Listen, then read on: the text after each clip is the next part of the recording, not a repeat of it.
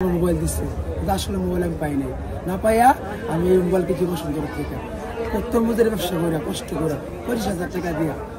তারা যে ভিডিও বানাইলো তরমুজের ভিতরে মোবাইল, ওটা কি ছিল? ওটা বাক্স খালি বাক্স ছিল, খালি কাভার ছিল, বাক্স ছিল, বাক্স নিয়ে গেছে।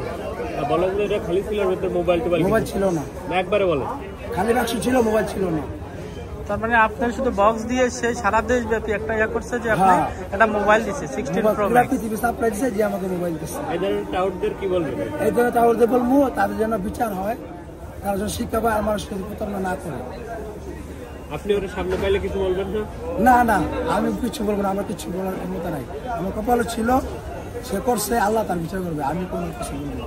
পিৎজা বার্গ আপনারা কয় লাখ টাকা দিচ্ছে? পিৎজা বার্গ আমাকে লাখ টাকা দেয় নাই, করছে কি বস তোমার সাথে দেখা করবে, এমনকি তোমাকে খুশি করবে, আমি খুশি।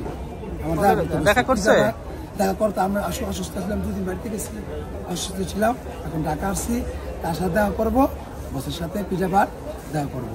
সে দেখা করতে বলছে বসের সাথে, পিৎজা বার্গ আমার সাথে প্রতারণা করে নেই, দেখা করতে বলছে, দেখা করবো, দেখা করে কি করে না করে পরে আপনাদের 50 টাকা চালাতে পারবো।